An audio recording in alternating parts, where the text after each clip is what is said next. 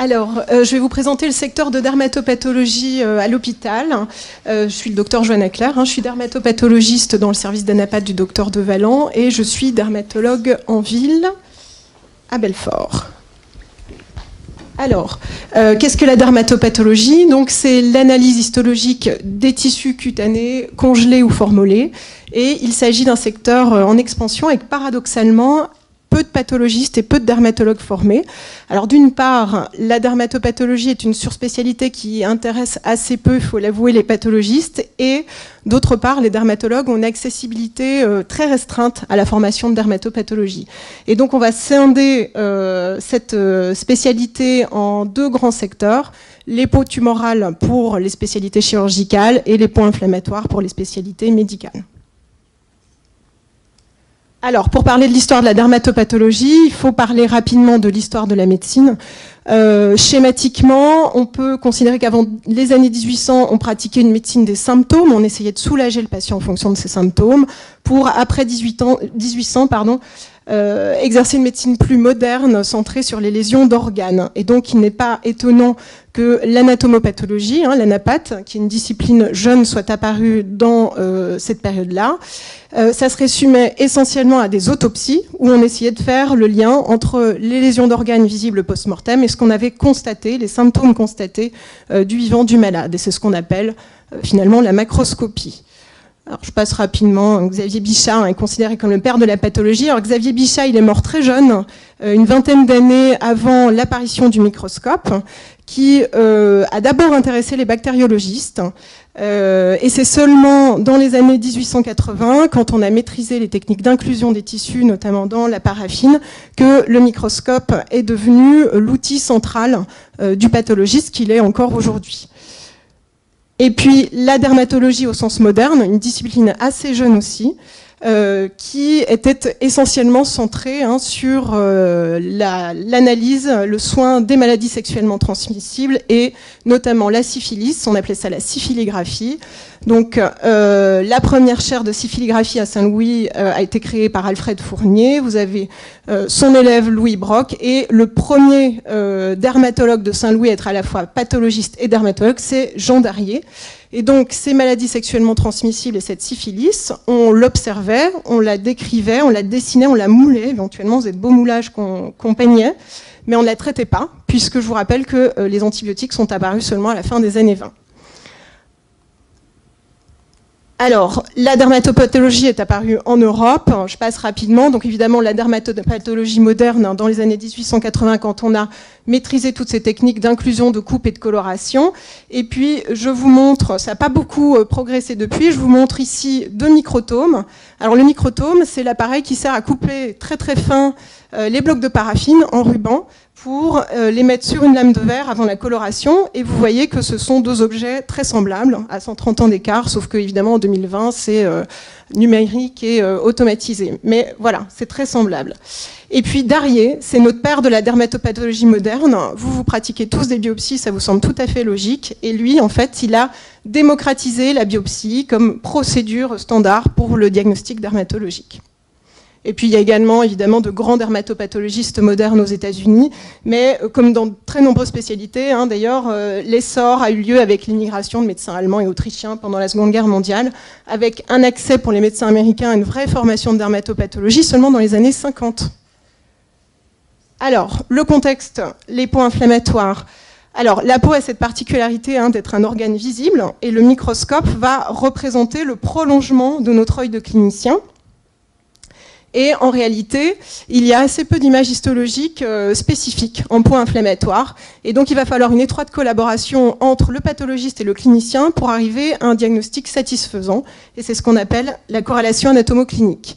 Alors, ça nécessite que le pathologiste ait des notions solides en clinique et vice-versa, que le clinicien, pour échanger sereinement avec le pathologiste, ait de bonnes notions en dermatopathologie. Donc c'est ce qui fait toute la spécificité, qui est vraiment propre à cette surspécialité.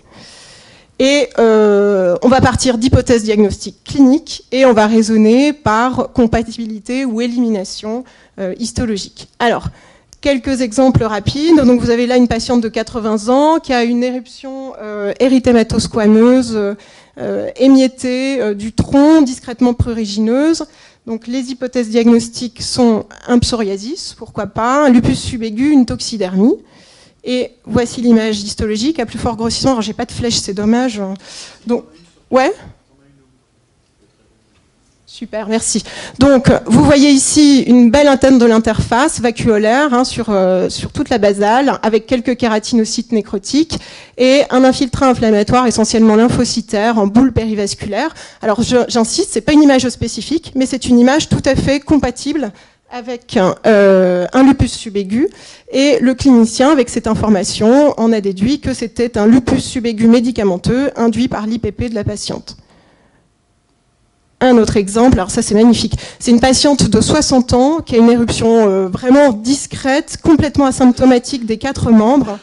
Hop, vous voyez là, donc des petites papules discrètement squameuses, un peu jaunâtres.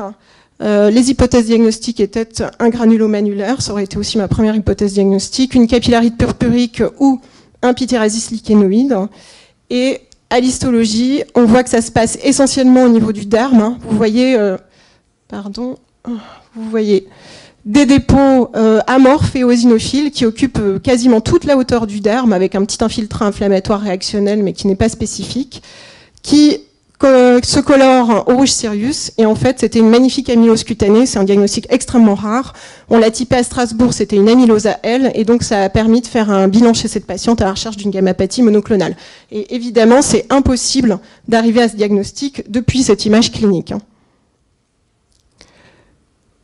Un dernier exemple, un patient de 70 ans avec une altération de l'état général, une éruption papuleuse, très prurigineuse du tronc, de la racine des membres. Les hypothèses diagnostiques sont les suivantes: psoriasis en gouttes, pourquoi pas, pityrasis lichénoïde chronique, Grover, toxidermie. Et on voit que à l'histologie, ça se passe essentiellement au niveau de l'épiderme. Donc on voit une belle acanthose, une acantholyse. Acantholyse, ça veut dire qu'il y a des petites cellules qui se détachent, on en voit jusque dans la couche cornée, et une magnifique dyskératose à plusieurs endroits. Et ça, c'est une image compatible avec un Grover. Oui, qui c'est qui a dit? T'es trop forte, Anne-Sophie. C'était peut-être un patient à toi. Et du coup, pareil, donc une fois que le clinicien a cette réponse-là, on se méfie toujours des maladies de Grover chez des patients d'un certain âge, et le bilan étiologique a révélé une néoplasie solide. Voilà.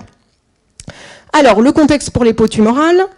Dans l'hémisphère nord, on est face à une population vieillissante avec de plus en plus de loisirs photo-exposés et qui concerne essentiellement des sujets à peau claire avec une exposition UV intense et intermittente. Alors l'exposition UV intense et intermittente, qu'est-ce que ça signifie?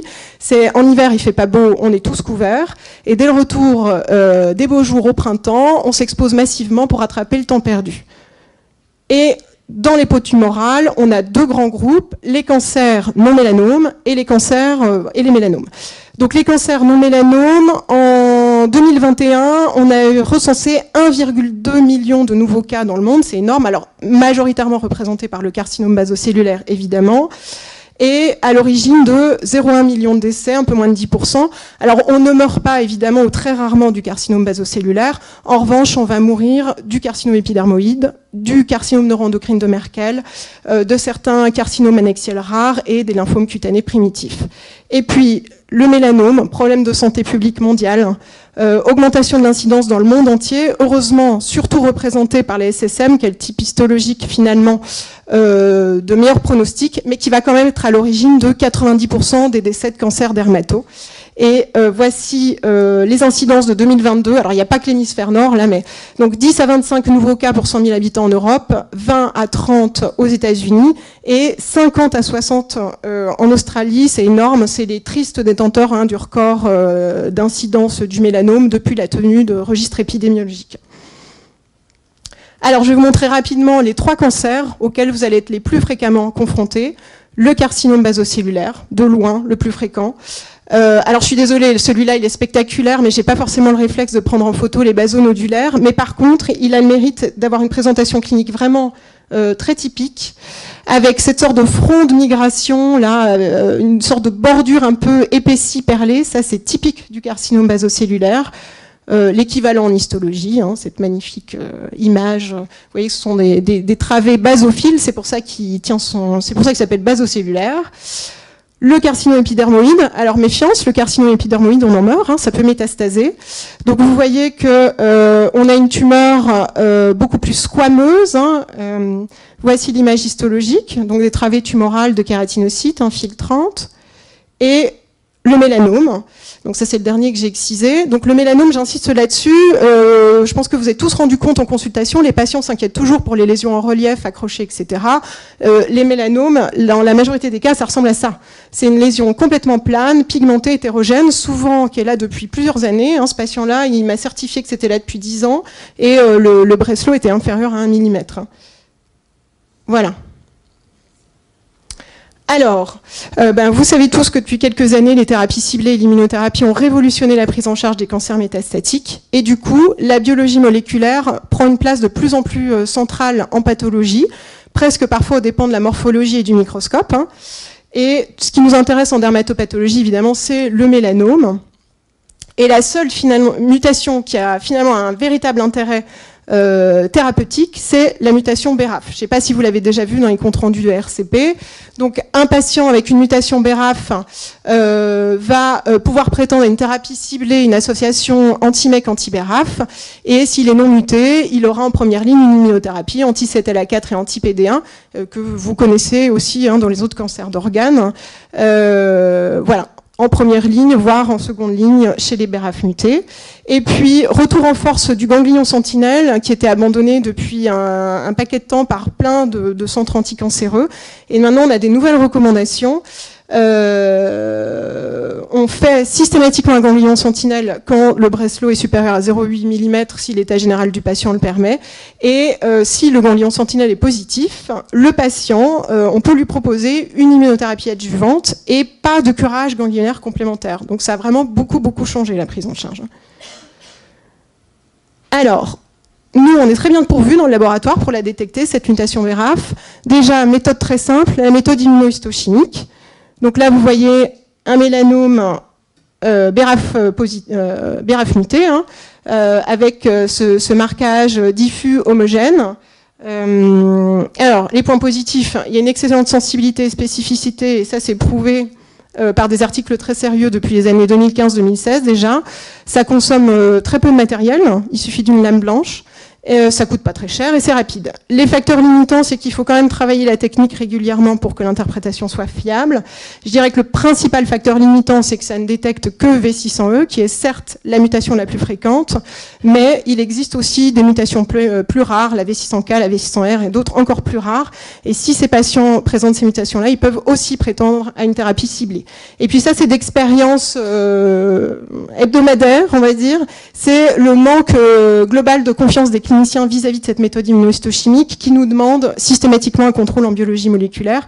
Alors, c'est tout à fait justifié quand l'immunothérapie est négative, au cas où il y a ces mutations rares, un petit peu moins quand elle est positive. Et puis ça tombe bien, parce que pour ce faire, on a acquis en 2019 une magnifique machine hein, qui s'appelle IDILA. C'est un système de diagnostic moléculaire entièrement automatisé, qui utilise la PCR en temps réel, et qui va nous donner des résultats en maximum 2h30. Donc c'est absolument génial. On l'a utilisé sur 24 mélanomes en 2022. Alors la technique, je vous la décris très rapidement, c'est simple. Le médecin va sélectionner la zone tumorale d'intérêt sur une lame HES. Le technicien va chercher le bloc, il dissèque la zone d'intérêt, il introduit le prélèvement dans une cartouche. Ensuite, on met la cartouche dans la machine et on touche plus à rien.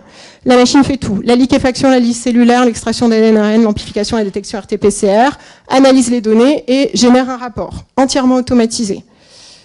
Voici le dernier rapport généré. Donc vous voyez, alors on recherche aussi des mutations dans NRAS. Ça n'a pas encore une grande signification thérapeutique, mais je pense que c'est un intérêt pour les essais cliniques et peut-être pour le futur.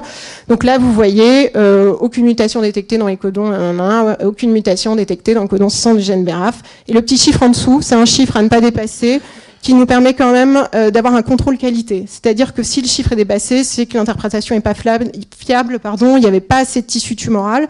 Mais depuis qu'on utilise cette machine, c'est jamais arrivé pour le mélanome. C'est hyper fiable pour le mélanome.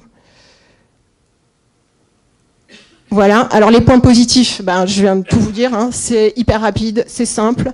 Ça nous donne à l'hôpital Nord-Franche-Comté une autonomie vis-à-vis des plateformes de biologie moléculaire, parce qu'il faut quand même savoir qu'avant, quand le clinicien nous demandait si le patient était BRAF muté pour initier une thérapie quand il était en stade 4, hein, en stade métastatique, fallait qu'on désarchive le bloc, qu'on l'envoie par voie postale à une plateforme de biologie moléculaire, hein, pas forcément universitaire, et puis on avait les résultats parfois jusqu'à 1 mois. On attendait 1 mois pour avoir les résultats. Donc quand vous voulez débuter une chimie en urgence, hein, quand il y a une grosse masse tumorale, c'est compliqué.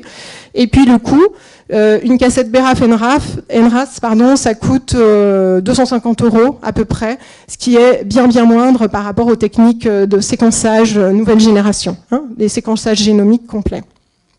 Les facteurs limitants, ça, c'est surtout le cas en dermatopathologie. Même quand on a un mélanome de grosse épaisseur, souvent, la zone d'intérêt est seulement sur un bloc, et donc on est obligé de sacrifier le bloc. C'est-à-dire que si la science progresse, ou si on veut chercher d'autres choses, ben, on n'a plus de matériel tumoral.